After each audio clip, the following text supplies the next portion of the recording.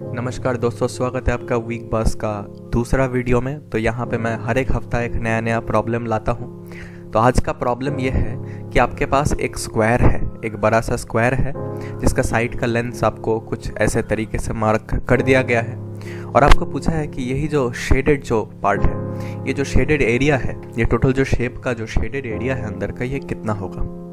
तो आप इस वीडियो को पॉज करके इसको सॉल्व करने का प्रयास कर सकते हैं।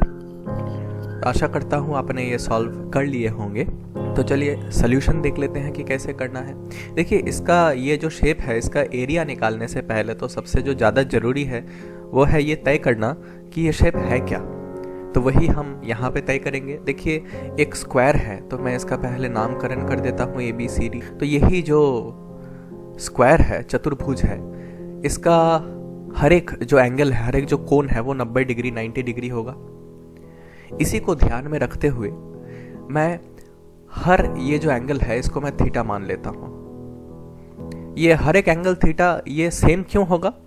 क्योंकि इसका जो साइड लेंथ में बांटना ये सेम होगा। मैं आपको थोड़ी ही देर में एक्सप्लेन करूंगा। तो आप ध्यान से देखिए कि ये जो है, ये अगर किसी भी एक को मैंने थीटा मान लिया तो उसका जो ये वाला एंगल होगा वो है 90 माइनस थीटा, और इसी तरीके से ये भी होगा थीटा। तो अगर हम इस पूरे अगर मैं त्रिकोण को ले लूं तो यहाँ पे मैं देखता हूँ कि थीटा और 90 माइनस थीटा ऐसा अगर रहता है तो ये 90 डिग्री होगा। हर एक क्षेत्र में ऐसा ही होगा, ये 90 डिग्री, ये 90 डिग्री, ये 90 डिग्री। यानी कि यही जो शेप है, ये शेप एक स्क्वायर है। वंस अगेन, ये जो अंदर वाला शेप है ये स्क्वायर है। यानी कि अगर मैं इसका एक साइड का मान में x मान लेता हूँ तो ये जो स्क्वायर का एरिया होगा वो होगा x स्क्वायर। अब इसी को ध्यान में रखते हुए हम थोड़ा सा कैलकुलेशन करेंगे तो हमारे पास आंसर आ जाएगा। कैसे? देखिए, जो सारा जो अनुपात है ये 5-10 के रेशियो में ही है। यानी कि ये जितना भी सारा लाइंस है सब अपने आप में सिमेट्रिकल है, और ये सिमेट्री के कारण ही ये जो बना है, ये जो शेप, ये स्क्वायर बन पाया है। तो ये भी थीटा होगा। क्यों? क्योंकि अल्टीमेटली साइड का रेशियो सेम होने वाला है। देखिए, अगर हम ये थीटा को मान के अगर हम इस ट्रायंगल को कंसिडर करें, इस ट्रायंगल को अगर हम कंसिडर करें तो अब देखिए tan थीटा जो हमारे पास आता है वो है यही जो 5, ये लेंथ बाई ये पूरा लेंथ, तो tan थीटा आता है 5/15, 10 + 5 जो कि आता है 1/3।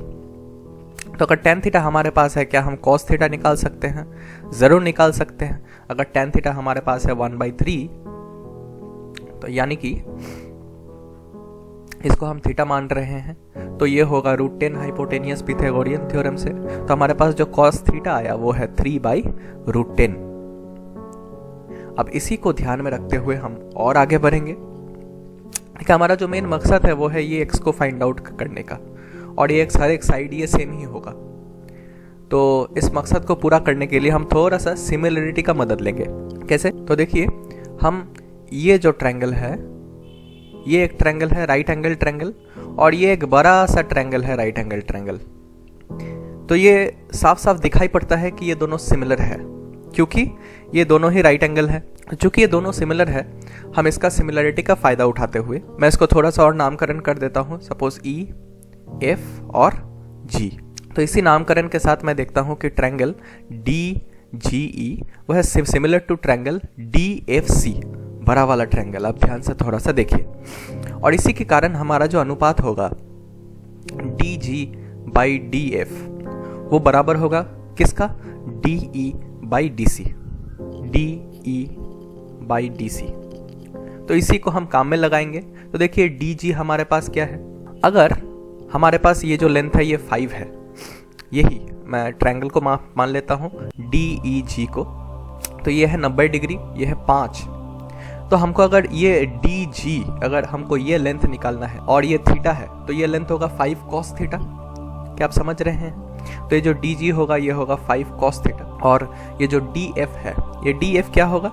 यही 5 cos थीटा प्लस x, क्योंकि x वो छोटा सा स्क्वायर का अंदर का साइड है, और ये बराबर किसका होगा? DE, जो कि ऑलरेडी 5 दे रखा है, और DC जो कि ये पूरा लेंथ है वो है 15।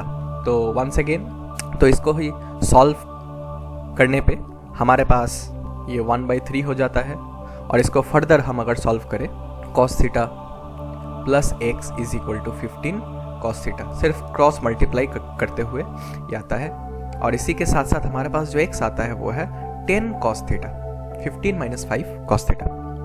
तो अब अगर x अगर 10 cos थीटा है तो हमको निकालना क्या है जी, हमको निकालना है x स्क्वायर, जो कि है ये जो छोटा सा ये जो एरिया है। तो x स्क्वायर क्या होगा, 10 cos थीटा का होल स्क्वायर।